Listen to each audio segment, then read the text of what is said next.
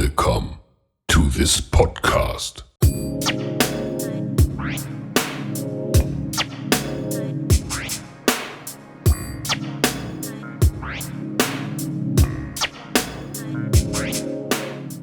Dragi gledatelji, dobar dan i dobrodošli u naš drugi podcast Osnovne škole Slatine. Nazivom Glasi Slatina daleko se čuje. Povod današnjem podcastu su mobilnost u sklopu Erasmus Plus projekta Teaching and Learning Upgrade. S nama su za početak 3 nastavnice koje su već bili na Erasmus tečajevima u Njemačkoj, Malti i Italiji. Pozdravljamo ravnateljicu Željku Ninčević, učiteljicu Josipu Parčinju i nastavnica hrvatskog jezika Marinu Ležaju.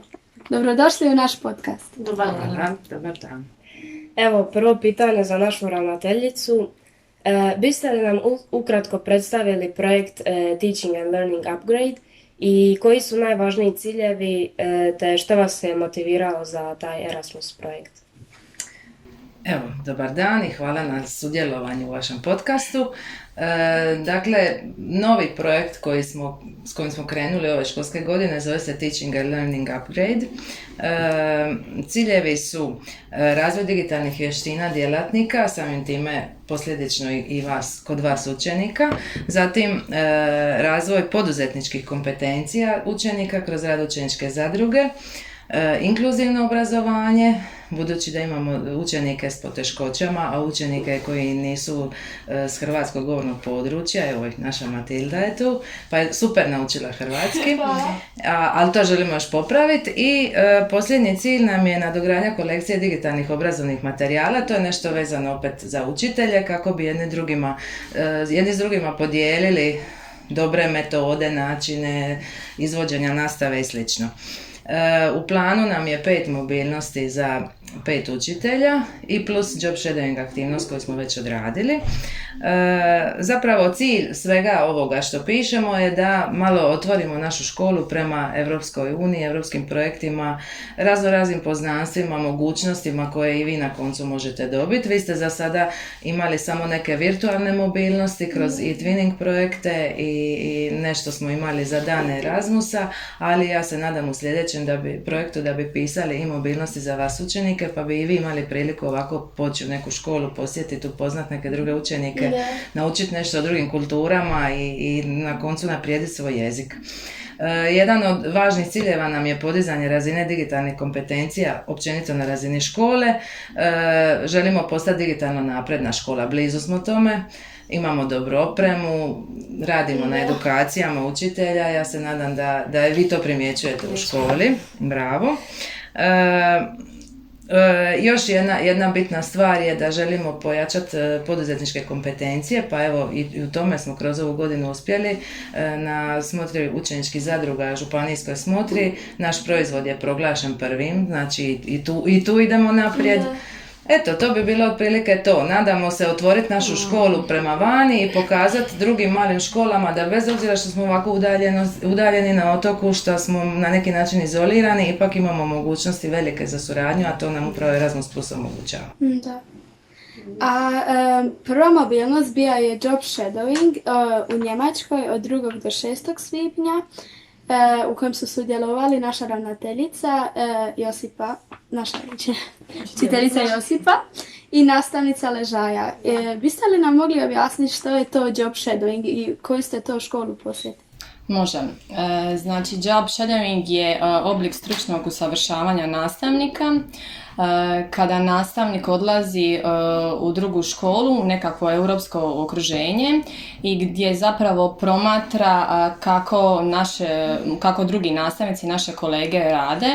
Znači, možemo vidjeti njihove metode rada, načine rada, oblike rada. Skraćeno rečeno, možemo vidjeti primjere dobre prakse koje možemo kasnije upotrijebiti u vlastitome radu. Mi smo sudjelovali, odnosno posjetili smo školu KGS Bad Munder u u Hanoveru, znači u Njemačkoj.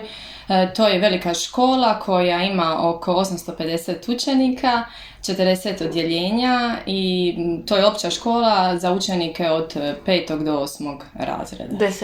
10. Pardon. 10. da. Kod nas je dobro. Kako ste došli do te škole i šta ste tu se htjeli saznati ili otkriti? Da, pa ovako, do te škole smo došli preko učitelja koji tamo radi, koji se zove Arne Painz, kojeg sam ja upoznala na prethodnom Erasmus tečaju. Mi smo zajedno sudjelovali u Londonu na jednom tečaju o kreativnosti i tako smo razgovarali o suradnji jer je njemu bila zanimljiva naša škola, meni je bila zanimljiva njihova škola, obrazovnim sustavima i onda smo se dugo dopisivali kako bismo to realizirali i onda smo odlučili ući u ovaj projekt i jednostavno se otvorila ta mogućnost da mi dođemo u njihovu školu, poznamo taj njemački obrazovni sustav, vidimo kako oni rade i oni će doći u sklopu cijelog tog projekta kod nas u 11. mjesecu, pa se ja nadam da ćemo i mi njih ugostiti ovako u podcastu na njemačkom jeziku, da saznamo kako oni doživljavaju naš obrazovni sustav. Jer je se nama trebalo nam je, mislim, 5-6 dana da mi u potpunosti shvatimo taj sustav, koliko je kompliciran i koliko je u stvari sklon da svaka regija i svaka pokrajina ima svoje zakone i svoj način na koji uređuju obrazovno neku djelatnost u svom području. Posebno je velika razlika s obzirom na broj učenika. Mi smo mala škola, a oni su velika škola, 40 odjeljenja. Kako možete li nam usporediti njemački sustav i naš školski sustav? Pozitivne i negativne strane. Pa teško je reći što je pozitivno, što je negativno. Ja bih rekla da je drukčije nego kod nas. Dakle, oni imaju osnovnu školu koja im traje samo do 4. razreda. Nakon toga ide kao neka viša srednja škola, to je ono što smo mi posjetili. Unutar te škole imaju opciju neki najniži nivo, Hauptschule. To bi bila, Matilda će me ispraviti ako sam krivo izgovorila. Hauptschule, bravo. Onda imaju Realschule i imaju gimnazije. Znači, maksimalno do 13. razreda, ali tako, gimnazija oni u stvari imaju ovdje do 10. razreda, a nakon toga se ide dalje koje do gimnazijskog. I mogu se opredijeliti. Ja bih rekla kao pozitivna neka stvar kod te škole je nekakva velika fleksibilnost. Nakon 4. tog razreda osnovne škole roditelji odlučuju u kojem smjeru će se dijete dalje školovati. Naravno idu nekakve sugestije učitelja, ali roditelji su tu samostalno mogu odlučiti. Nakon još nekoliko godina koje provedu u nekoj školi mogu prelaziti na viši nivo, na niži nivo, zavisno o postignućima njihovim. Jako puno posvećuju pažnju učenicima s poteškoćama. Mi smo doduše na neki način više došli promatrati takve neke stvari u školi, pa su nam možda to malo više i pokazali i tu su jako dobri. Nešto što nas je iznenadilo da im škola uopće nije informatički opremljena, dakle nemaju interneta u školi, vi bi vjerojatno pali u nesvijest na to, a oni to prihvaćaju sasvim normalno. Čak ni učitelji? Mislim, jednostavno nema internetske veze, ne možemo raditi mobitel, mi nismo mogli pozive slati, poruke, to, mislim, ja to ne smatram lošim. Drugačije, rekla sam drugačije nego kod nas. Da, onda nemaju e-dnevnika.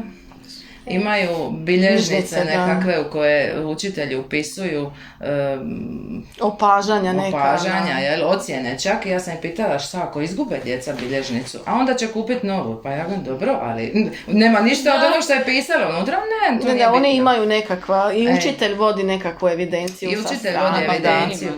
Ono što mi se posebno svidjelo da nema zvona.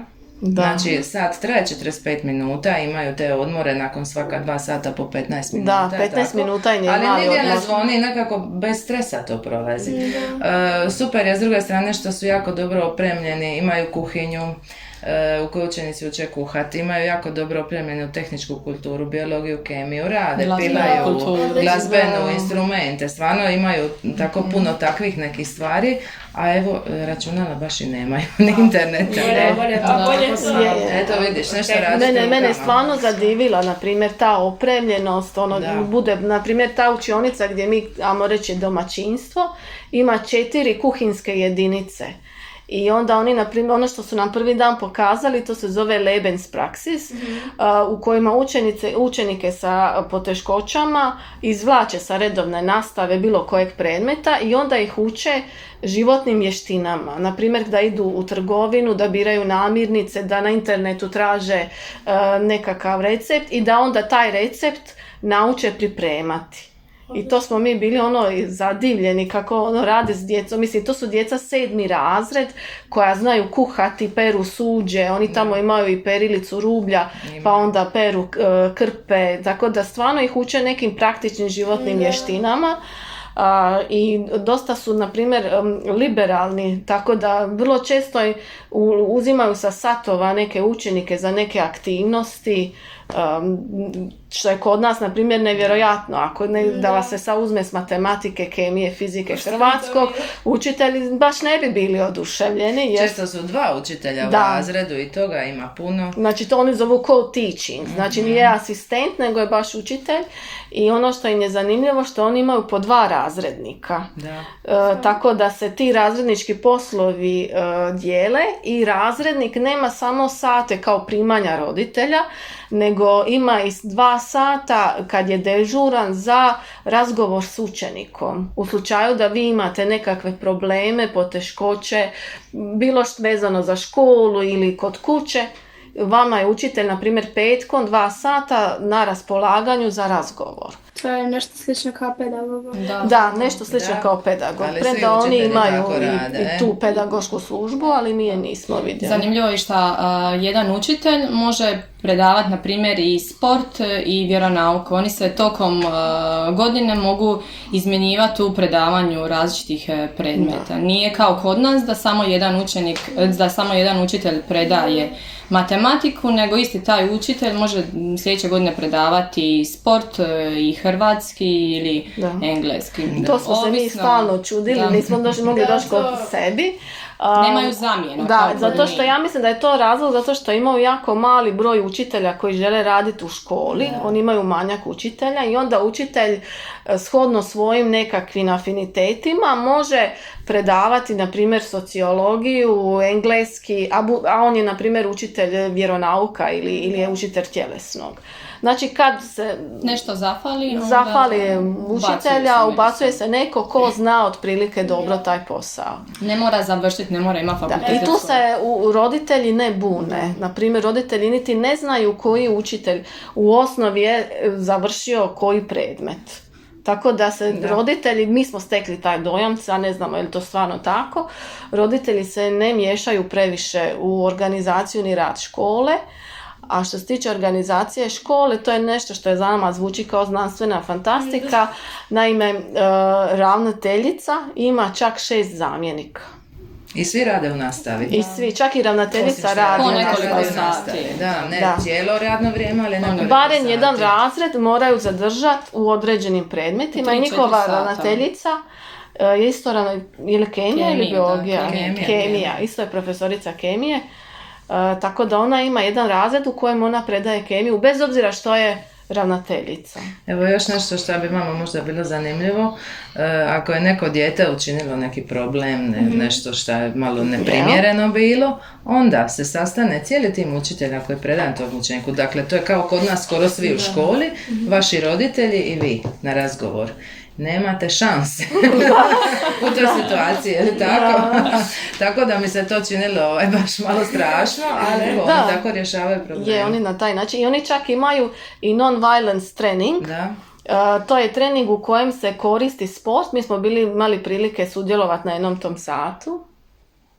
Znači da se nadoveđem, mi smo bili prisustvovali nečemu što se zove non-violence training, u kojem tako kad se primijeti da je neki učenik sklon imati malo pretjerano energije koju na krivi način izražava, onda na satovima tjelesne kulture samo s jednim učiteljem koji je posebno educiran za to, on radi na izbacivanju agresije koristeći se sportom.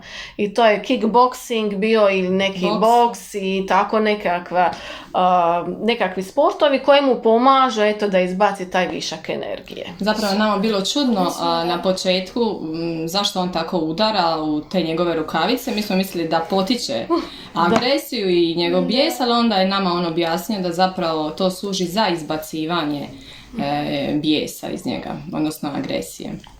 I ima li još nešto što ste naučili u njemačkoj školi što bi htjeli ovdje uvesti u našu školu? Pa evo, ne samo da je škola obrazovna ustanova, nego i odgojna, kao što je kolegica Marina rekla, da potiče vježbanje praktičnih životnih vještina. Meni se posebno svidjelo što tako djeca različite dobi uče kuhati u školi, znači učitelji im kupe hranu, djeca pripremaju sve od početka do kraja. Lijepo je to što i na kraju pripremljeno jelo zapravo djeca jedu zajedno sa učiteljima, poslije toga se sve opere, očisti i izgleda zapravo kao da ništa se tu nije događalo. Nakon toga, ne znam, šporke, krpe, posuđe, sve se opere, stavi u mašinu za prat i izgleda, odnosno sve tip top blista i to je zapravo dokaz da sve se može kad se male ruke slože. I kako ste se osjećali u tako velikoj školi? Je li vam bilo čudno za razliku od naše? Znači ja sam se stalno gubila.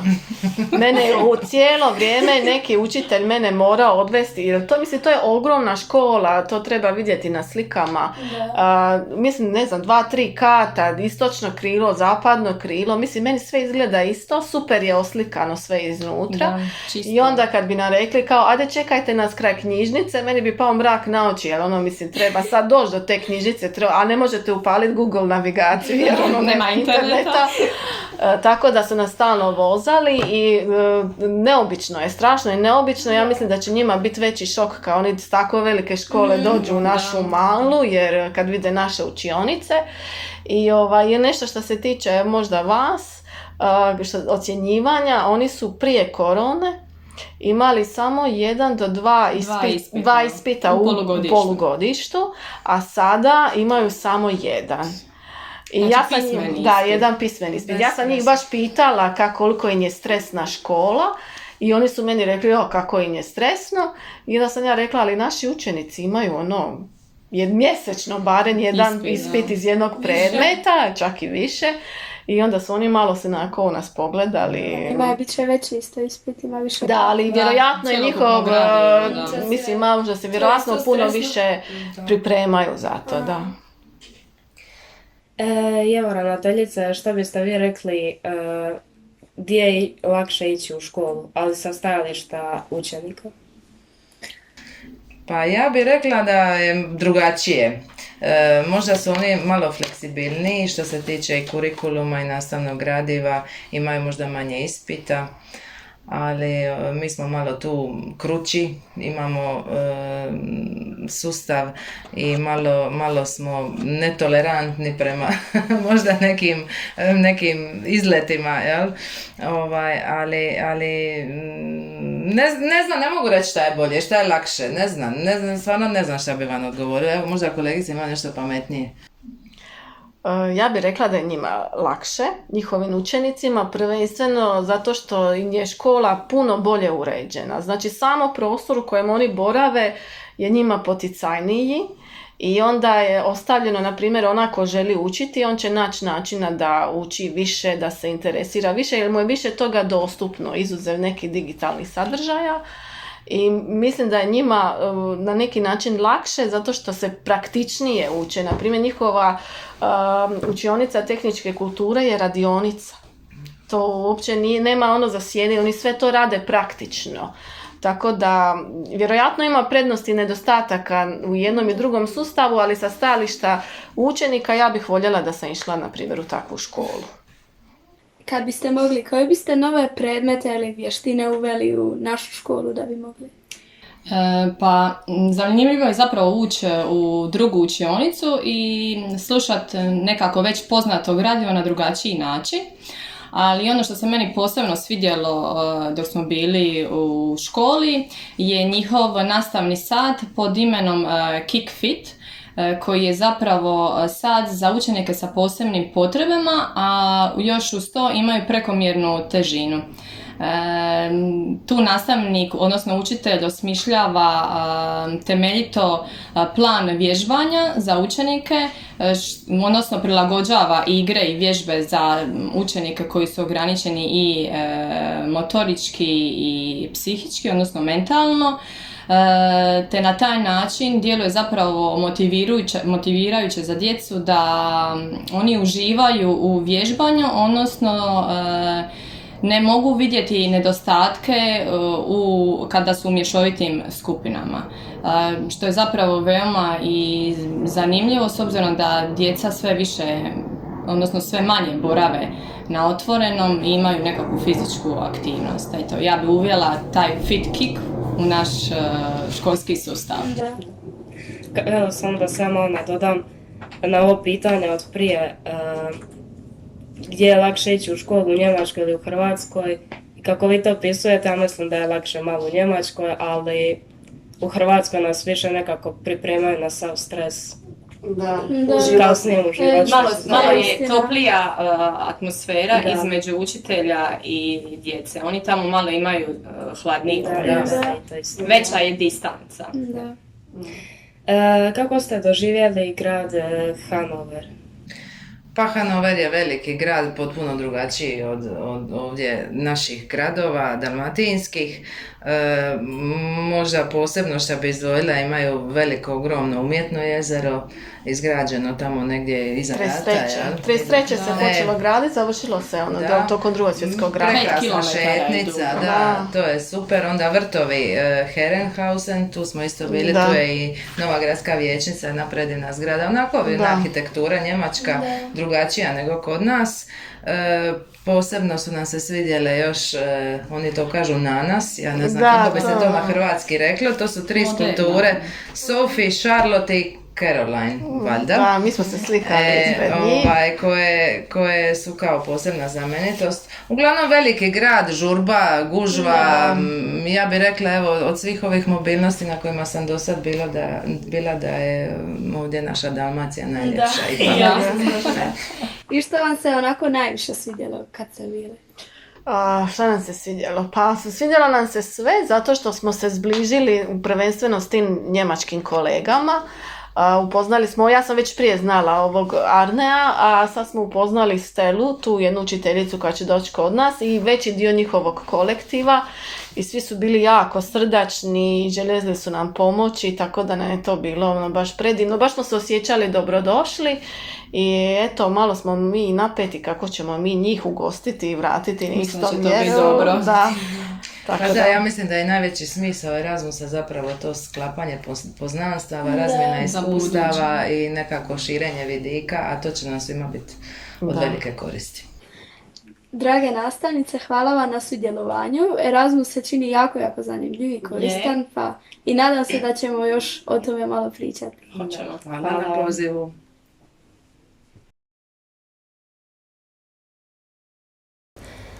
Evo, nastavljamo sad sa novom gošćom, našom nastavnicom iz informatike, Ankom Zelalijom, koja je išla na Maltu Erasmus Plus projektom. Dobar vam dan. Dobar dan. Dobrodošla. Nastavnica Anka, vi ste posjetili Maltu od 9. do 13. svibnja. Kako se zvao vaš tečaj? Dobar dan, prvo hvala što ste me pozvali. Da, ja sam sudjelovala u projektu naše škole i moja mobilnost se održala na Malti. Tečaj se zvao All Aboard for Primary Classrooms i tema tečaja su bile metode i načini rada u primarnom obrazovanju, a to je u Republici Hrvatskoj osnovnoškolsko obrazovanje. I biste li nam mogli malo objasniti što ste radili u tom tečaju, koliko vas je bilo i iz koliko zemalja? Tečaj je bio izvrsno organiziran, znači nastava je trajala 5 dana. Svakog dana od 9 do 15 sati i svaki dan smo imali po 3 teme za obraditi. Grupe su bile organizirane na način da je bilo maksimalno 10 polaznika. Grupu u koju sam ja bila je bilo 6 polaznika. Imali smo polaznike, nastavnike, učitelje, to jest iz Poljske, Francuske, Estonije i ja kao predstavnik Hrvatske, odnosno naše škole. Što se tiče načina rada za vrijeme nastave, prvo bi na početku iznijeli način naših metode, naše metode i način rada u našim školama, ovisno o temi koja je taj dan bila zastupljena. Imali smo znači aktivnosti vezane za slušanje, pisanje, korištenje digitalnih alata, korištenje video materijala, sve sa velikim naglaskom za rad s učenicima koji imaju poteškoća pri učenju. A ono što je mene u biti najviše oduševilo i iz čega mislim da ću najviše iskustva izvući i primijeniti je jedan vid obrnute učionice, jer za iste te aktivnosti, o teme smo u drugom dijelu nastave imali obrnutu učionicu u kojoj smo se mi našli u vašim ulogama. Znači mi smo bili učenici, dobili bi zadatak koji je nama bio nepoznat i jednostavno smo se morali sami suočiti s tim strahom, hoćeš li u određenom vremenu izvršiti zadatak, da li si razumio aktivnost koja je potrebna, tako da smo na neki način dijelom mogli osjetiti, vidjeti kako se vi osjećate i na koje probleme vi nailazite u učenju, kako bi to ispravili i primijenili kao vaši nastavnici. Kako biste ocijenili taj tečaj na kojem ste bili? Je li vam bio koristan za budući rad? Da. Moram prvo naglasiti da ja ovdje u školi trenutno radim kao učitelj informatike i za mališe naše od 1. do 4. razreda i prije 2 godine je u Republici Hrvatskoj predmet informatika uveden kao izborni predmet za učenike od 1. do 4. razreda. U čemu je problem? Problem je u tome što nastavnici, mi učitelji predmetne nastave i nastavnici srednje škole radimo na jedan način koji je malo drugačiji nego učiteljice koje rade u razrednoj nastavi i mislim da, kao što vi stalno morate učiti, tako i mi moramo učiti i usavršavati se, tako da mislim da je izuzetno potrebno da se učitelji stalno usavršavaju u svom radu i uče nove metode, jer eto, za primjer, ja kad sam prije 2 godine, kad je došlo do uvođenja informatike u 1. razred, nakon maturanata sam došla tu u 1. osnovne, ušla sam u učionicu i nakon što smo se upoznali, učenicima rekla izvedite knjige, sjednite molim vas na svoja mjesta. Nakon par trenutaka sam vidjela našu Maris i Tomu koji me i dalje gledaju. Ja sam pitala u čemu je problem, a oni su pitali, ali na koje točno stolice da sjednemo i što da izvadimo. I onda sam u tom trenutku shvatila da rad u 1. osnovne ili u 5. i u 1. srednje ili 4. srednje su različiti i drugi svjetovi i da samo učitelji koji rade od 1. do 4. znaju koji je to izazov, a i veselje. Tako da mislim da će mi ovo jako pomoći upravo najviše zbog tog uzrasta. I ovo je bio vaš prvi tečaj, je li tako? Tako je, ovo je moja prva mobilnost. Moram priznat da nisam znala što me očekuje. Međutim, jako sam zadovoljna. ESE škola na Malti već više od 30 godina radi tečajeve za odrasle osobe, tako da ovoliko koliko sam ja mogla primijetiti su jako dobro organizirani, sve od dolaska, odlaska, smještaja, same nastave, organizacije slobodnog vremena, tako da... Znači ponovno bi išli na takvi tečaj? Voljela bih, da. Dobro. I kako vam se svidjela Malta? Jeste uživali? Znači Malta je jedna specifična država, to je otočna zemlja u Sredozemnom moru. Tako da znamo da je tijekom povijest svih ovih godina su se stoljećima morali braniti, doslovno braniti, jer su bili prepušteni sami sebi, što je rezultiralo po meni, to me najviše iznenadilo tamo, njihova arhitektura, građevine, ti kule, tvrđave, zidine, samo planski način gradnje, tako da... Na što te podsjeća to? Koji stil bi to bio? Blizu, ne znam, mediteranski stil gradnje, arapski stil gradnje? Više arapski stil gradnje, možda pogotovo zbog toga što, za razliku od nas, ovdje sve je žuti kamen. Aha. Žuti je kamen i sve je veliko, ogromno u odnosu na ne samo dalmatinske, nego i ovdje u Europi, što sam imala prilike vidjeti, baš je, ta veličina je impozantna, mislim, stvarno je. A što se tiče samih ljudi, toliko su ugodni, veseli, osjećaš se sigurno, i moram naglasiti da je Malta do 1964. mislim, bila pod Ujedinjenim kraljevstvom, znači da, oni su svoju neovisnost, tako je, oni su svoju neovisnost stekli tek 1964. Tako da su, mislim, po mom osobnom nekom viđenju najbliži Britancima što se tiče načina života i edukacije, načina obrazovanja, rada. To je još uvijek zadržano poprilično. Nose uniforme djeca u školama? Ne nose, ali im je sistem, način školovanja, sustav im je još uvijek jako je dobar po principu u engleskim školama. I jako sigurna zemlja, ja sam slobodno, čovjek se osjeća sigurnim kretanjima po gradu i tako. Tako ako ikad budete imali neku priliku u bilo kakvom obliku turistički, za učenje, za posao, vrijedi vidjeti. Nešto drugačije.